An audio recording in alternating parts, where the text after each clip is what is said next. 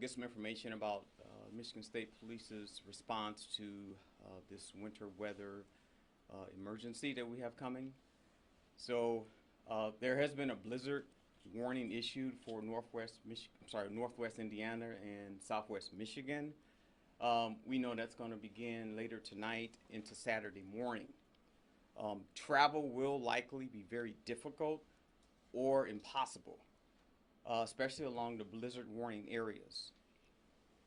Motorists should understand that there's going to be a flash freeze tonight, with temperatures rapidly dropping to 0 and wind gusts of up to 50 miles per hour.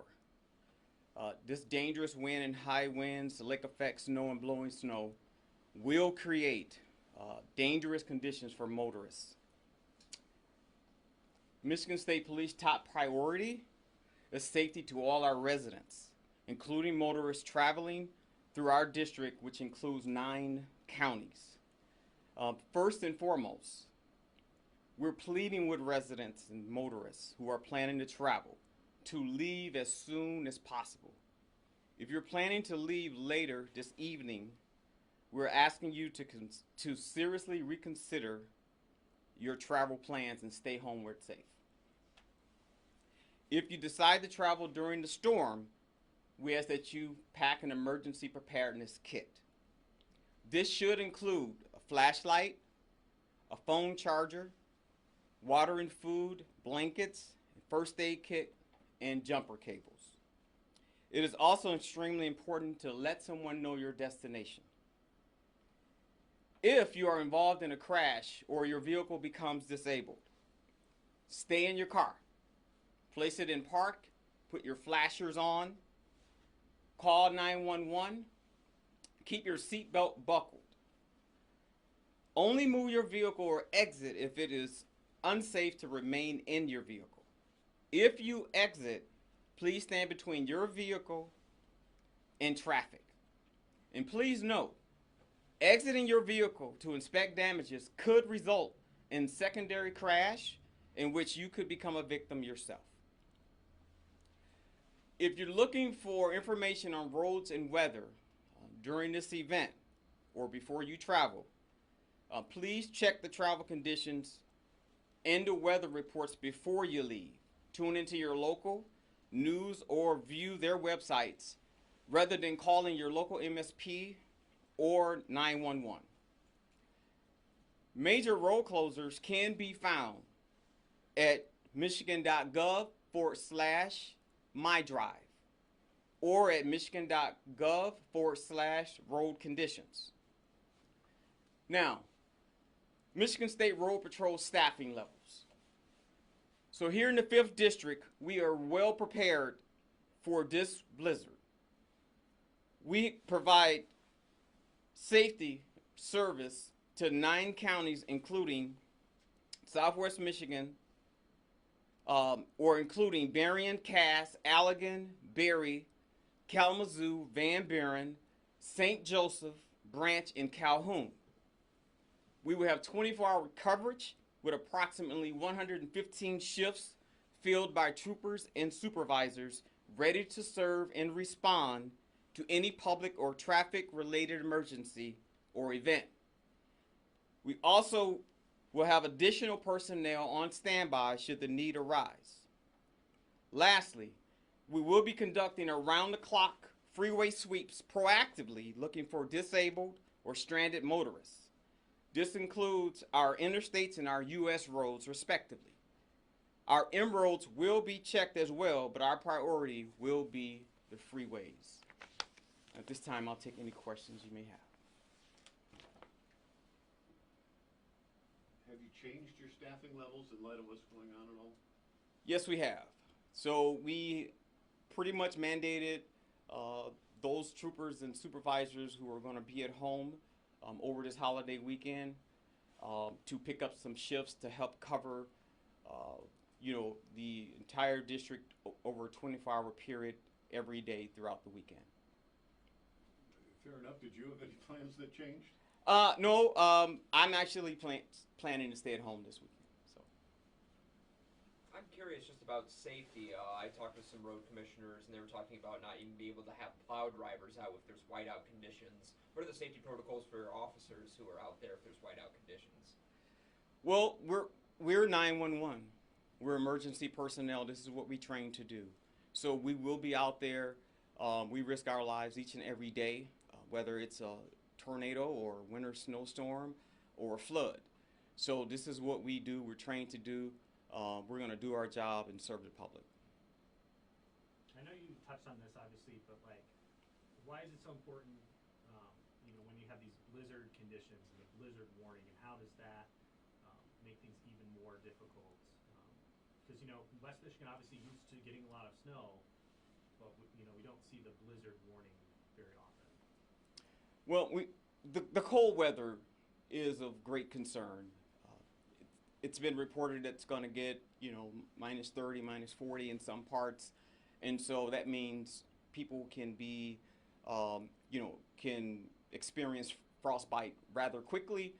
And if you're stranded out in the cold on a freeway, on a lonely roadway by yourself, or any length of time, that could be dangerous for an entire family. So that's why we ask them, if you don't have to go out, please don't. Reconsider changing your travel plans if you're not leaving like right now, midday. If you're planning to go later today and throughout the weekend, the best thing to do is to reconsider those plans and stay home, because we don't want anyone caught out in this cold, frigid weather that could potentially take a life. And we've had like a lot of multi-car pileups, especially along this 94 corridor. I guess maybe talk about visibility and the challenges that poses. People are on the roads and can only see a couple car lengths in front of them. Yes. So obviously visibility is a big deal with the blowing snow that is expected. And you're right. If you can't see, but 2 car lengths in front of you, you have no idea what's coming at you. Other motorists don't have any idea what's coming at them. So it just creates really just a blinding effect for everyone out there, which could potentially lead to, a crash, which could lead to, a multi-vehicle crash and pile up, and injuries will likely occur.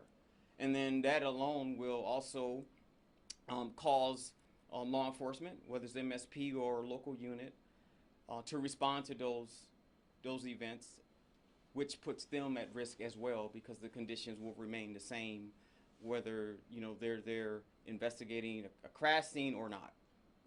So if someone is stranded, whether they went off the road or maybe the car is inoperable, is the best advice for that person to stay in the car? It is. And the reason I say that is because the secondary crashes occur all the time. Just this past week, unfortunately, we lost a gentleman that had been in a crash in which he survived. And he exited his vehicle just to check the damage. And unfortunately, he stepped into the path of another vehicle and he was killed. So that's just the best example I can give you. So if you are stranded out there, unless it's unsafe to stay in the car, keep your seatbelt fastened, turn your flashers on, call for help, and wait. And what do you consider unsafe to stay in the car? What scenarios would that be? So if the car is on fire, number one, if someone is in there that it's having a medical emergency, and you need to transfer them to another vehicle, so medical emergency, vehicle on fire, or some other extreme situation that staying in that car will likely result in severe injury or death. Is shutting down 94 an option just to keep people off the road? I'm pretty sure MDOT has that plan in place, and if they need to shut it down, I'm sure they'll follow their protocol and how they do that. But I really can't speak intelligently on, to what MDOT looks at to shut down a roadway. Have you had any experience in the past with such a rotten forecast being associated with the peak holiday travel season? Have I had experience? Can you answer that one more time? Do you have any memory of anything like this happening before, where you get such a lousy forecast? Is this something For holiday season? Heavily traveled? Yeah, I can't think of any in my memory, but I know we've had, weather impact traveling in the past in this area, and I've been with the agency 24 years. So yes, I have seen this. And as long as everyone do their part in staying safe and being prepared, we will get through it, and we will respond to emergencies as they emerge. If they emerge, we'll be ready to take care of people and get them to safety as soon as we can. Obviously, the forecast could change, but based on what you know right now, what is sort of the cutoff point at which it'll literally be unsafe to drive on the roads? Is that tonight when those winds start to kick in? Yeah, so tonight through Saturday morning is what, National Weather Service is telling us, that, conditions of blowing snow, dangerous cold, you add in that the lake effect snow that's expected to also impact our area. So that time frame starts tonight and will go through Saturday morning. So like I said earlier, if people are planning to go, they need to go now. If they're thinking they're going to go this evening, they're going to run into hazardous conditions, and it's going to make their travel unsafe, and put everyone out there at risk, including law enforcement. Lastly, you mentioned freeway sweeps. That's on 94. What specific parts of 94 are you guys paying the closest attention to? So it includes more than 94 because it's a district. We cover 9 counties. So you have I-69, you have I-196, you have US 31, US 131, I-94. So we're going to sweep the entire freeway that's in our region. So that's from New Buffalo all the way to the end of Calhoun County, around the 108, where the interchange at going to Lansing and Fort Wayne. So, and again, those proactive sweeps, we know people are going to go, and things happen to vehicles. Tires go flatten, people run out of gas, engine problems, batteries die because of the cold weather. So we just want to make sure we're in position to respond as quick as possible. We don't want anyone out there perishing because they didn't have help. And that's why we're deploying, again, over 115, personnel, or we're covering 115 shifts to be able to cover 24/7, basically around the clock for our entire region. Fair to say everyone's working overtime, essentially? Basically, everyone's working overtime and picking up shifts. Those that are not working are on standby and ready to come in if need be. What are some of the challenges for, in addition to, you talked about officers getting it stuck in this is a possibility and challenges they face, but also ambulances, fire trucks. How important is it that kind of people stay off the roads to leave space for these emergency vehicles to kind of get through? That's a great point. So a selfless act by residents and motorists would be to stay off the road unless they have an emergency situation and they have to go. And that is because emergency personnel, first responders, will be out there and expected to respond to any emergency that may happen. So if the roadways are clear, that makes it better for all of us. It's safer for all of us. And at the end of the day, that's what we want. We want people to be safe and get home to their loved ones. It's Christmas weekend. We want to avoid tragedies where possible. And we want this to be an event that we all respect, that we take it seriously, and to think of others instead of yourself. And one way to do that is by reconsidering your travel plans, staying home where it's safe, and enjoy your family in the Christmas holiday weekend.